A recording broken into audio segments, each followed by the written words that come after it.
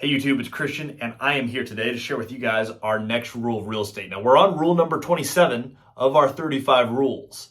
We are almost done with the series. Cody and I are discussing, introducing maybe 5 more, but either way, we are very, very close to the end of this series. Today's rule is actually an extra piece of criteria we talk all the time on this channel. How do you buy it? How do you never lose it? The 2 criteria for how to buy absolutely any piece of real estate. However, as you progress, there is one more rule that you actually add to that, and that is what we're going to be talking about today. The rule for rule number 27 is it needs to be fun. Now, before you just skip this video and go to the next one, this is actually very important. I'm going to break this down for you very specifically. There's a reason why it needs to be fun. Now, if you are pursuing real estate, you want this passive income, you're trying to do buy and hold real estate, or following Cody and I and looking at the whole creative finance thing. How do I acquire and hold real estate? Again, how do I answer those questions? How do I own it? How do I never lose it?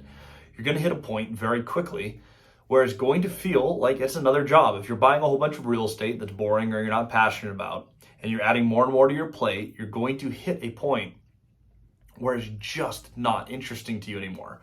It's going to be stressful. It's going to be a drag. And what you've done is, if you've left your 9 to 5, you've just created a brand new job for yourself. And if it's a lame job, then congratulations. You've successfully reached financial freedom. You left the 9 to 5 to a job that you hate even more.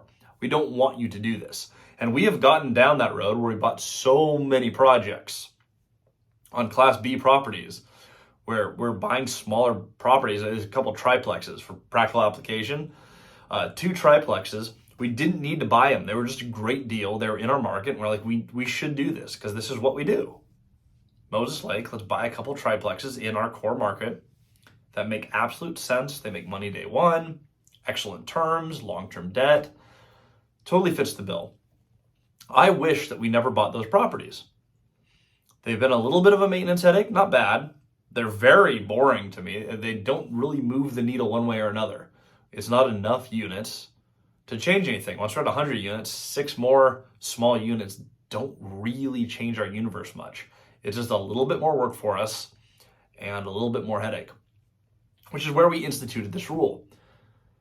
You need to be doing something you want to do. You have limited time to live. That's why we do this whole breakout of the 9 to 5 thing. This is why we push for creative finance and passive income. You need to own your time. The time that you are spending building your portfolio should be enjoyable. You should get to a point where you absolutely love what you're doing. So you're going to do a few different metrics. When I'm looking at a deal now, is it in a location I want to buy?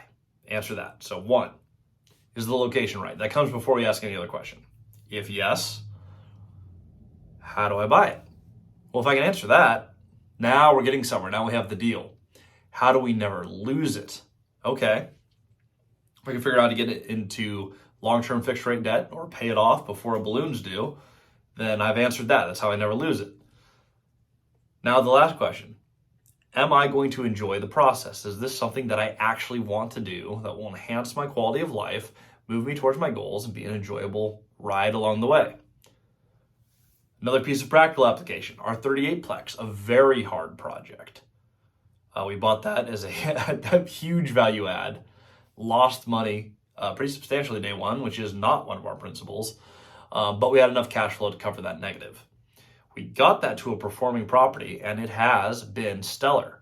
However, that was actually fun. That was a challenge that pushed us out of our comfort zone, put Cody and I on the map. At the time, I only had 4 units when I bought that 38plex with Cody. He had 30. It was a little bit easier for him to wrap his head around. That grew us, and it challenged us.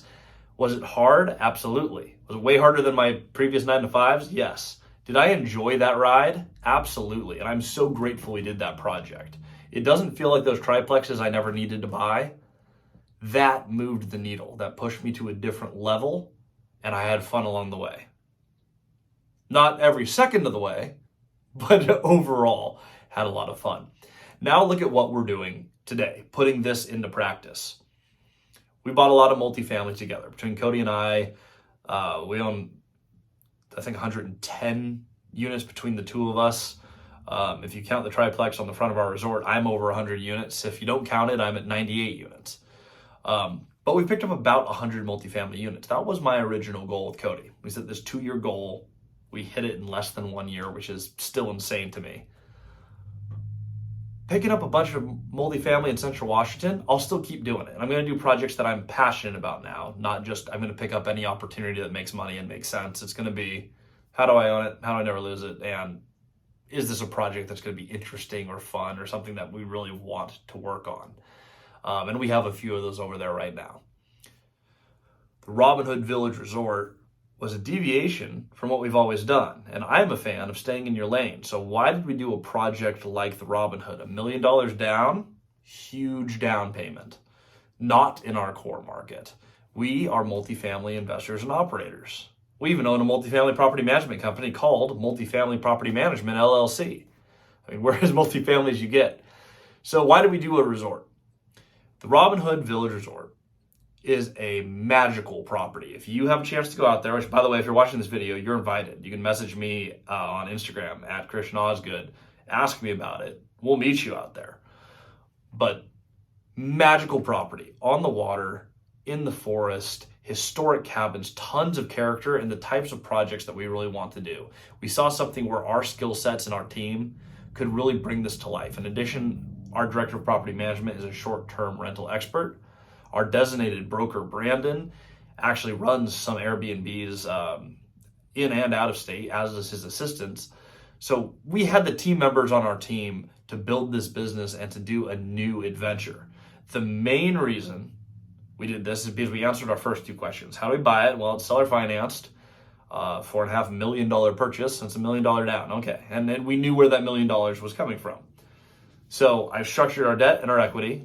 We actually shared the numbers on the Robinhood in another video if you want to go into depth there. But we answered those questions. Now, is this going to be fun? It is the single funnest adventure that Cody and I have ever gone on. And I think funnest is a word, and if it's not, then it is now. We have had more fun doing this than we have any other project. It has so much character. It's so much fun. It means something different to bring people down to our own private bar that Bill Gates used to frequent all the time. He actually owns the adjacent property. But the Robin Hood it used to be an active pub, and it had his Macallan 18, which is apparently his favorite beverage. But you have all this character and all this history, and it's in one place. And it's really cool to be able to bring friends and family, guests down there and show them a piece of history that is completely unique. We have kayaks, great hiking, great fishing, great hunting. So you look at all these things and you go, this is going to be fun. It does make money. It actually makes a lot of money. We figured, how do we buy it? How do we never lose it? Well, we're going to let the Robin Hood pay itself all the way off. Within 8 years, we're going to pay off the entire property. Instead of refinancing, we're just going to write a check for the whole thing. We did it because the adventure is worth it. And the story we're going to get to tell 10 years from now on how we acquired this, how we improved and expanded the campus, that's going to be a story worth telling. It's going to be fun. And the story is always worth more than the real estate. So how do you apply this to your investing if you're getting started? Focus on the first two questions. How do I buy it? How do I never lose it? Get into your market. If you haven't bought anything ever before, even if it's just the duplex, buying that multifamily will be interesting to you. It will push you. Now, I encourage people to buy bigger than a duplex. However, I got started with duplexes and I've done okay. I would say in the grand scheme of things, I've done better than okay in the real estate game, which is why I'm here trying to help everyone watching the channel move forward faster. We moved very fast, very successfully. But if you start with a duplex in the market you want to start in, you're probably fine. And your next few properties, you're probably fine. If I started with the triplexes that I didn't need now, would have been a great deal, would have pushed me, would have grown me. But make sure it's doing that and it's stimulating for you to go out and buy. If you're excited about it, do it. As you get a little farther, you hit your first few sets of goals and you're finding, man, I can pick up this property, I know how to do this, but I'm kind of getting bored. Or I don't know if I need the property, but I know how I'm going to buy it and how I'm never going to lose it. I would challenge you to stop and say, what would make this fun? And if it's not going to be enjoyable, go, okay, what challenge do I need to grow myself, to push myself, to get to the next level? If you can find whatever that is, I would pursue that next step. That is when you diversify. That's when you do something new, creative. But that is how you expand and stay engaged. So you're not just giving yourself a stupid job you don't want. You're actually building the life that you want to build. So if you want to do that, just remember, keep it fun. If you haven't yet, please like and subscribe this video. If you have someone who needs to be reminded to have fun playing this game, because there's a lot of people, give this video a share, and we will see you guys next week as we start to get to the back end of wrapping up all of our rules of real estate. And tune in tomorrow for our Multifamily 101.